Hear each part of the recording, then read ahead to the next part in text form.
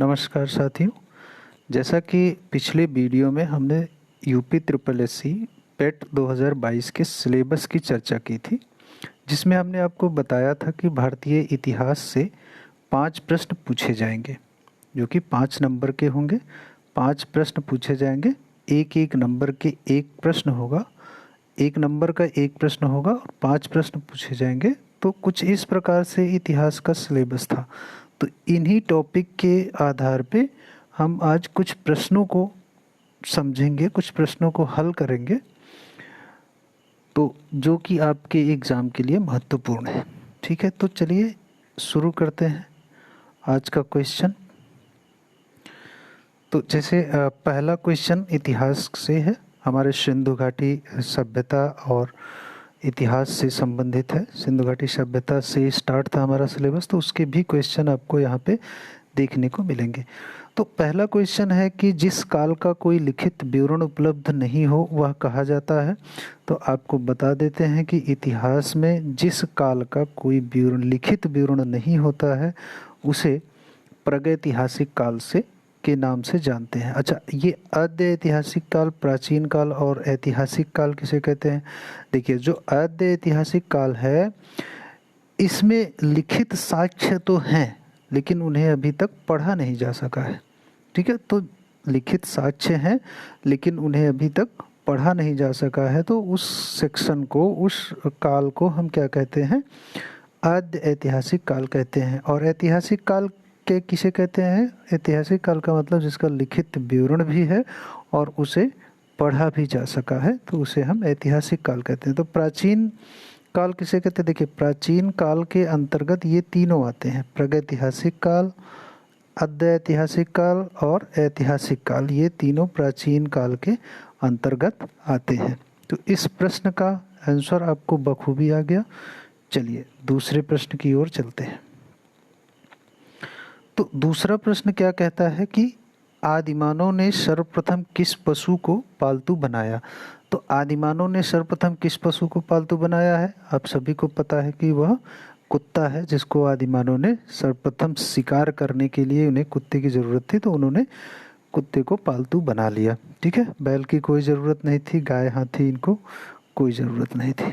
ठीक है, चलिए क्वेश्चन नंबर 3 की ओर बढ़ते हैं। अब क्वेश्चन नंबर 3 क्या है कि आधुनिक होमो सैपियंस मानव का उद्भव किस काल में हुआ था? आधुनिक होमो सैपियंस मानव का उद्भव किस काल में हुआ था? तो इसका सही आंसर जो है वो उच्च पुरापाषाण काल है। ठीक है, आधुनिक होमो सैपियंस मानव का विकास जो है वो उच्च पुरापाषाण काल में हुआ था। चलिए आगे चलते हैं। क्वेश्चन नंबर 4 देखते हैं क्या है। क्वेश्चन नंबर 4 है कि मानव ने आग का प्रयोग किस काल में प्रारंभ किया था? तो मानव ने आग का प्रयोग जो है, जो पत्थर को टकराने से आग निकली थी, तो वो नवपाषाण काल में किया था। तो इसका सही आंसर कौन सा होगा? ऑप्शन बी, नवपाषाण काल। तो मानव ने आग का प्रयोग कब किया था? नवपाषाण काल में किया था। ठीक है, चलिए अभी देखते हैं 5वां क्वेश्चन। 5वां क्वेश्चन क्या है कि मानव ने सर्वप्रथम किस धातु का प्रयोग किया था? तो इसका सही आंसर कौन सा होगा? लोहा, चांदी, तांबा या फिर पीतल। तो मानव ने सर्वप्रथम कौन से धातु का प्रयोग किया था? इन्होंने तांबे का प्रयोग सबसे पहले किया था। ठीक है, तांबे की धातु का प्रयोग इन्होंने पहले किया था।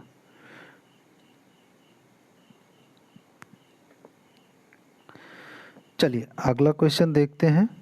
क्वेश्चन नंबर 6, मानव द्वारा उपयोग में लाई गई पहली फसल कौन सी थी? तो क्वेश्चन नंबर 6 क्या कह रहा है कि वह कौन सी फसल थी जिसको मानव ने पहली बार उपयोग में लिया था? तो पहला ऑप्शन है चावल, दूसरा जौ, गेहूं, ये सभी।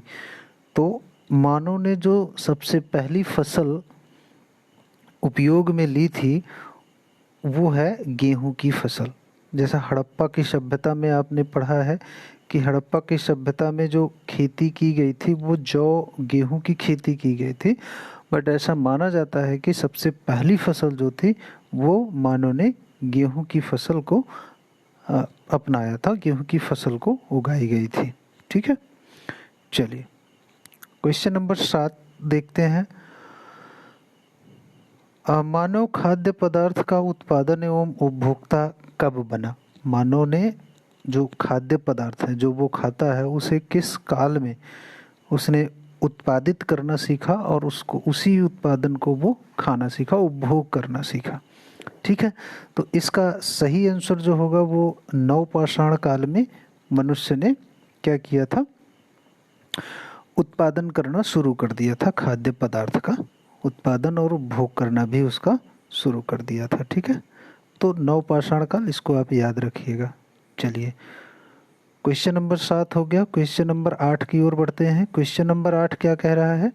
क्वेश्चन नंबर 8 यह है कि निम्न में से कौन पुरातत्वविद हड़प्पा के उत्खनन से संबंधित है? तो ये देखो, सिंधु घाटी सभ्यता से क्वेश्चन प्रारंभ हो गए हैं। तो पुरातत्वविद हड़प्पा के उत्खनन से कौन संबंधित है? इसका सही आंसर क्या होगा? आपने सुना होगा, दयाराम साहनी जो है ये हड़प्पा की खुदाई से, हड़प्पा की उत्खनन से संबंधित है। आर.डी. बनर्जी नहीं है, ये गलत, ये गलत, ये गलत। ठीक है, तो सही आंसर है दयाराम साहनी। ठीक है, क्वेश्चन नंबर 8 हो गया। क्वेश्चन नंबर 9 की तरफ बढ़ते हैं और देखते हैं कि इसका सही आंसर क्या होगा। हड़प्पाई स्थलों में कांस्य नर्तकी की मूर्ति कहाँ से प्राप्त हुई थी? ठीक है, ये कांस्य नर्तकी की मूर्ति कहाँ से प्राप्त हुई थी? तो कांस्य नर्तकी की मूर्ति जो प्राप्त हुई थी वो मोहनजोदड़ो से प्राप्त हुई थी। ठीक है, हड़प्पा के स्थलों से जो कांस्य नर्तकी, ये आप याद रखिएगा कि कांस्य नर्तकी की मूर्ति और विशाल स्नानागार जो प्राप्त हुआ था वो मोहनजोदड़ो से प्राप्त हुआ था। ठीक है, चलिए आगे देखते हैं। प्रश्न है कि प्रसिद्ध पशुपति की मुहर कहाँ से मिली थी? ये सारे के सारे क्वेश्चन कहाँ से हैं? सिंधु घाटी सभ्यता से हैं। ठीक है, तो प्रश्न नंबर 10 है कि प्रसिद्ध पशुपति की मुहर जो है वो कहाँ से मिली थी? तो वो मिली थी हमें मोहनजोदड़ो से। ठीक है, प्रसिद्ध पशुपति की मुहर कहाँ से मिली थी? मोहनजोदड़ो से।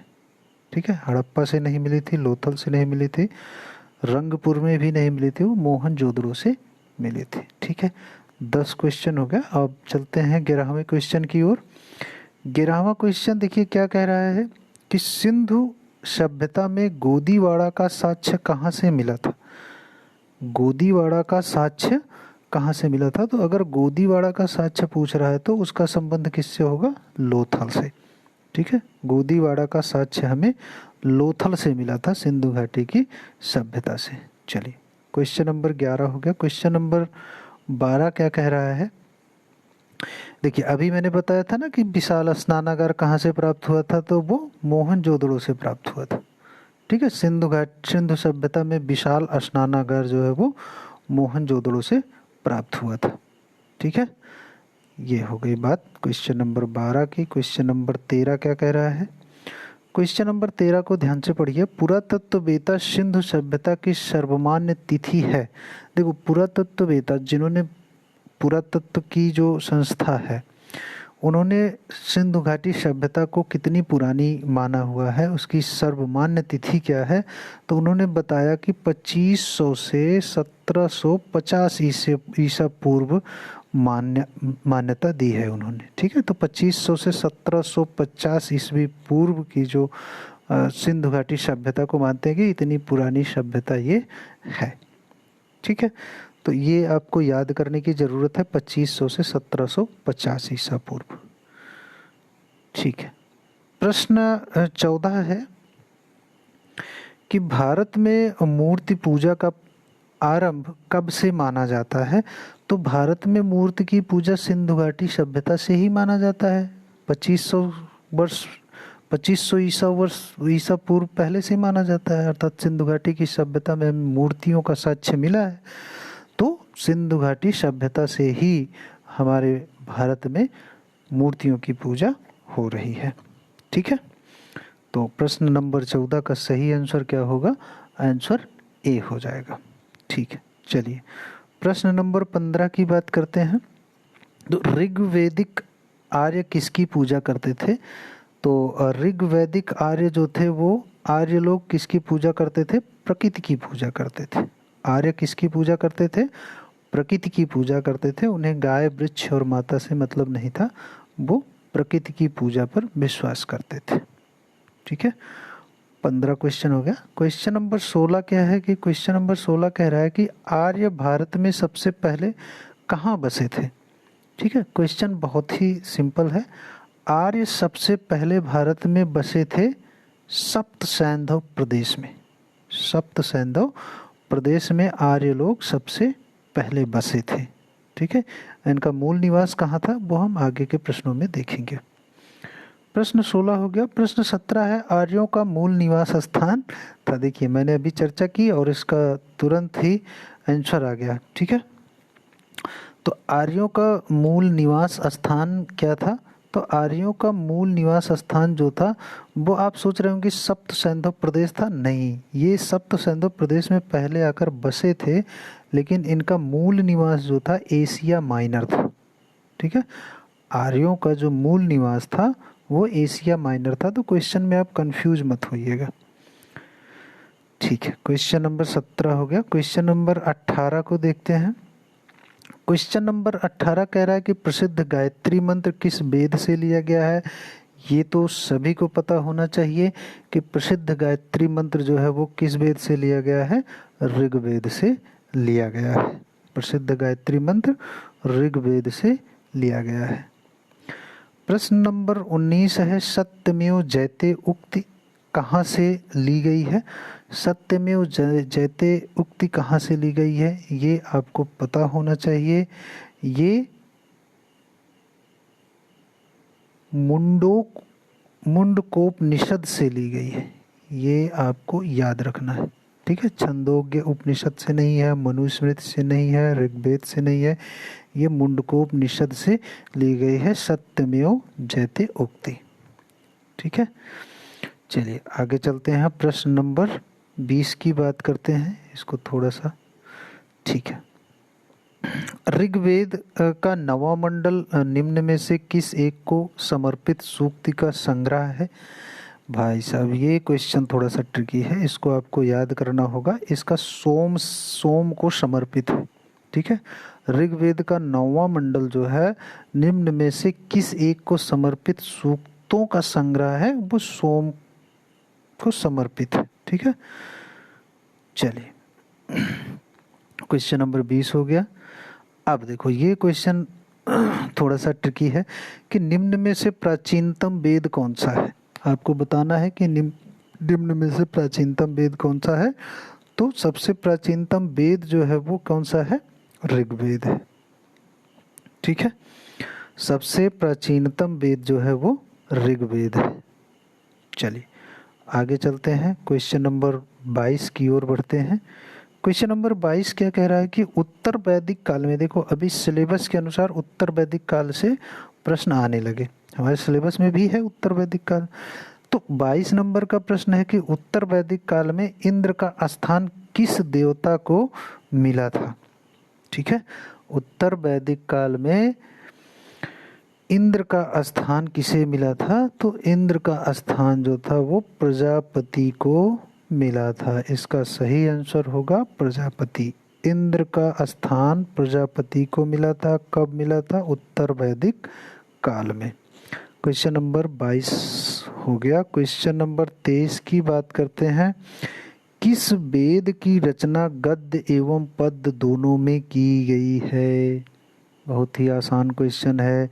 तो इसका सही आंसर जो है वो है यजुर्वेद। यजुर्वेद की रचना जो है वो गद्य और पद्य दोनों में की गई है। अर्थात यजुर्वेद में आप जो है कविताएं भी मिलती हैं यजुर्वेद में। ठीक है, तो 23 नंबर का सही आंसर बी होगा, यजुर्वेद। ठीक है, प्रश्न नंबर 14।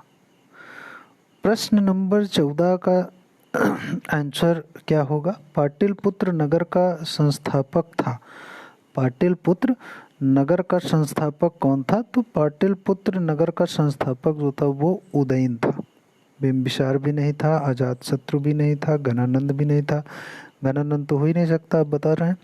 ठीक है, तो पाटलिपुत्र का संस्थापक जो था वो उदयन था। इसका सही आंसर ऑप्शन सी होगा।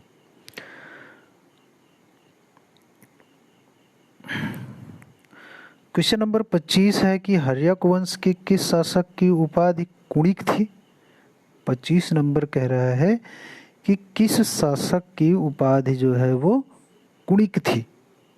ठीक है, तो अजात शत्रु जो था इसको लोगों ने क्या कहा, इसको कुणिक कह दिया। ठीक, इसका सही आंसर हर्यक वंश के शासक, किस शासक की उपाधि, अजात शत्रु जो था वो हर्यक वंश का शासक था। ठीक है, ठीक है, चलिए सवाल क्वेश्चन नंबर 26 है कि सिकंदर के समय मगध पर किसका शासन था। सिकंदर के समय मगध पर किसका शासन था। तो सिकंदर के समय मगध पर किसका शासन था भाई, मगध में तो उस समय कौन था, घनानंद था। ठीक है, अगर हिस्ट्री आप पढ़ेंगे तो जब सिकंदर भारत में आया था तो उस समय मगध पर कौन शासन कर रहा था, घनानंद शासन कर रहा था। ठीक है, चलिए काला शोक की राजधानी थी। चलिए भाई मज़ेदार क्वेश्चन है, हिस्ट्री पढ़ने लगी तो बहुत ही इंटरेस्टिंग है। काला शोक की राजधानी थी, काला शोक की राजधानी क्या थी, काला शोक की राजधानी थी पाटलिपुत्र। काला शोक की राजधानी पाटलिपुत्र थी। ऑप्शन सी इसका सही आंसर होगा। ठीक है, चलिए क्वेश्चन नंबर 28 की अगर बात करें हम, निम्न में से किसे सर्व छत्रांतक अर्थात क्षत्रियों का नाश करने वाला कहा जाता है। अब इसका सही आंसर आप बताइए हमें। तो महापद्म नंद को जो है क्षत्रियों का नाश करने वाला कहा जाता है। ठीक है, तो इसका सही आंसर जो होगा वो ऑप्शन ए होगा। ठीक, महापद्मनंद। चलिए क्वेश्चन नंबर 29 की ओर बढ़ते हैं और सिकंदर का शासक था। सिकंदर का शासक कौन था भाई, मकदूनिया, बेबीलोन, ईरान, चीन। ठीक है, तो सिकंदर कहाँ का शासक था, प्रश्न नंबर 29 है। सिकंदर जो था वो कहाँ का शासक था, वो मकदूनिया का शासन था। ये चीज़ें आपको याद होनी चाहिए कि सिकंदर जो है वो मकदूनिया का शासक था। ठीक है, चलिए अब सिकंदर से क्वेश्चन आ रहे हैं। सिकंदर एवं पोरस के बीच प्रसिद्ध बितस्ता या झेलम का युद्ध कब हुआ था। प्रश्न नंबर 30 है कि सिकंदर एवं पोरस के बीच बितस्ता का युद्ध कब हुआ था, तो वो 326 ईस्वी में हुआ था। ठीक है, देखिए इसमें ऑप्शन ऐसे दिए हुए हैं 324, 25, 28 और 26। तो इसका सही आंसर जो होगा कि बितस्ता का युद्ध जो हुआ था, झेलम का युद्ध जिसको बोलते हैं, वो हुआ था 326 ईस्वी में हुआ था। ठीक है, प्रश्न 30 हो गया। प्रश्न 31 कह रहा है, देखिए जैन धर्म से क्वेश्चन आने लगे। जैन धर्म के 24वें तीर्थकर कौन थे।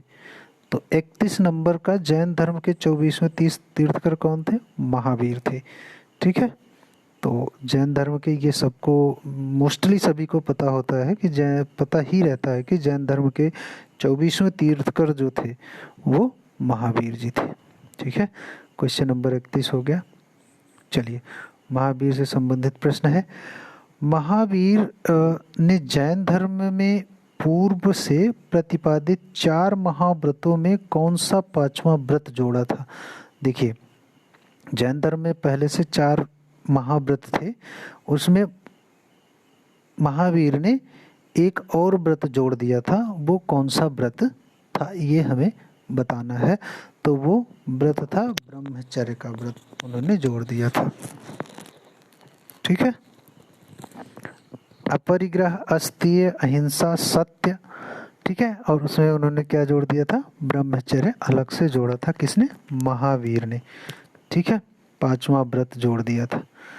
ये हो गया क्वेश्चन नंबर 22। बहुत ही इंटरेस्टिंग क्वेश्चन था ये। क्वेश्चन नंबर 23 कह रहा है कि जैन धर्म में त्रिरत्न है, सम्यक श्रद्धा, सम्यक ज्ञान, सम्यक आचरण। तो आपको क्या लग रहा है कि इसमें क्या है? इसमें तो मुझे तीनों सही लग रहा है। ठीक है, 33 का तीनों सही है, क्योंकि त्रिरत्न यही है, सम्यक श्रद्धा, सम्यक ज्ञान, सम्यक आचरण। ठीक है, जैन धर्म में त्रिरत्न है। बहुत ही सिंपल क्वेश्चन पूछा है इन्होंने। चलिए, ये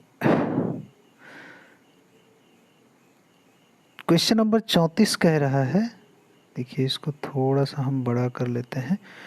क्वेश्चन नंबर 34 कह रहा है कि महावीर ने किस भाषा में उपदेश दिया? प्राकृत, संस्कृत, हिंदी या फिर द्रविड़? तो महावीर ने जो उपदेश दिया था वो प्राकृत में दिया था। ठीक है, प्राकृतिक भाषा है जिसमें उन्होंने उपदेश दिया था। किसने? महावीर। महावीर कौन थे? जैन धर्म के 24वें तीर्थकर थे। ठीक, चलिए 34 नंबर हो गया। प्रश्न संख्या 35 की बात करें तो कह रहा है कि महावीर का जन्म कहाँ हुआ था? ये प्रश्न पूछा जा सकता है। वैशाली, राजगिरी, पाटलिपुत्र, पावापुरी। ठीक है, तो महावीर का जन्म जो हुआ था वो वैशाली में हुआ था। ये महावीर की जीवनी जब आप पढ़ेंगे तो आपको पता चलेगा कि महावीर का जन्म जो है वो वैशाली में हुआ था। ठीक है, आगे धीरे धीरे महावीर से संबंधित क्वेश्चन आते जाएंगे, आपको सभी प्रश्नों का आंसर यहाँ पे दिया जाएगा। ठीक है, प्रथम जैन संगीत कहाँ आयोजित की गई थी? प्रथम जैन संगीत जो है वो कहाँ पे आयोजित की गई थी? तो इसका सही आंसर जो है वो पाटलिपुत्र है। ठीक है, प्रथम संगीत जो है वो पाटलिपुत्र में आयोजित की गई थी। चलिए, क्वेश्चन नंबर 36 हो गया। क्वेश्चन नंबर 37 देखते हैं क्या है। क्वेश्चन नंबर 37 कह रहा है कि महात्मा बुद्ध ने अपना पहला उपदेश कहाँ दिया था? क्वेश्चन नंबर 37 है कि महात्मा बुद्ध ने अपना पहला उपदेश कहाँ दिया था? तो ये सारनाथ में दिया था। ये तो सबको पता होना चाहिए कि महात्मा बुद्ध ने अपना पहला उपदेश सारनाथ में दिया था, जो बनारस में स्थित है। ठीक है, चलिए क्वेश्चन नंबर 38 की बात करें। बौद्ध धर्म के त्रिरत्न हैं, बुद्ध, संघ, धम्म, ये सभी। आपको क्या लगता है कि 38 का कौन सा होगा? 38 का होगा ये सभी। ठीक है, तो बौद्ध धर्म के त्रिरत्न बुद्ध, संघ और धम्म है। ठीक है, 38 हो गया। चलिए देखते हैं क्वेश्चन नंबर 39 की बात करते हैं। तो महात्मा बुद्ध द्वारा दिए गए प्रथम उपदेश को कहा जाता है? अब देखो, जो उन्होंने सारनाथ में पहला उपदेश दिया था उसको किस नाम से जानते हैं, ये आपको बताना है। तो उसको कहते हैं धर्म चक्र प्रवर्तन। क्या नाम से जानते हैं? धर्म चक्र प्रवर्तन के नाम से जानते हैं। चलिए क्वेश्चन नंबर 40। बुद्ध के सर्वप्रिय शिष्य थे।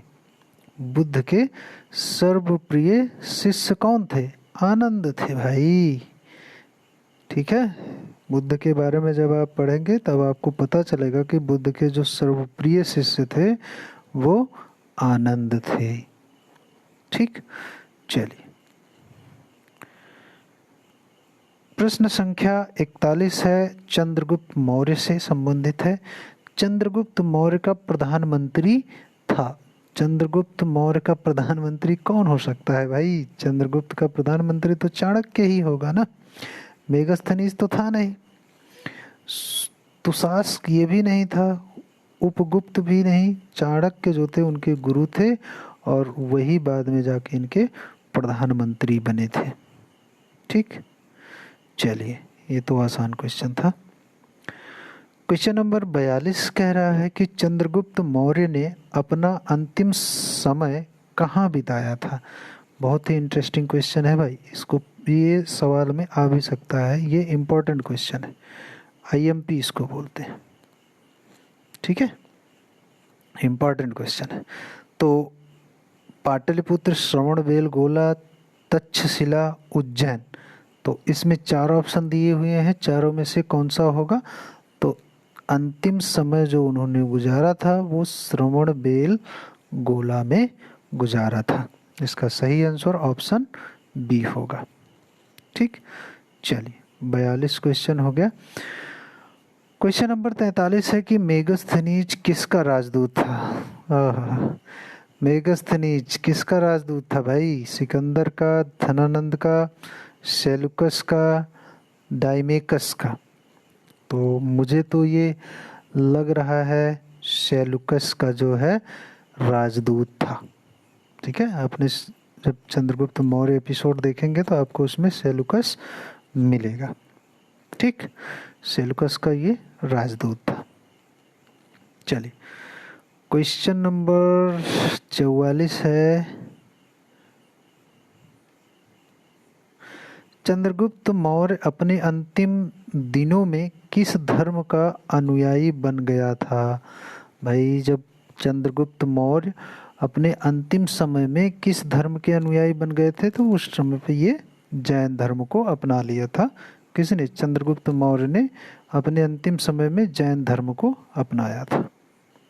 ठीक, चलिए अब है 45 नंबर का क्वेश्चन है कि अर्थशास्त्र किसकी रचना है। कौटिल्य, मेगस्थनीज, प्लिनी या विशाख दत्त की, किसकी रचना है भाई।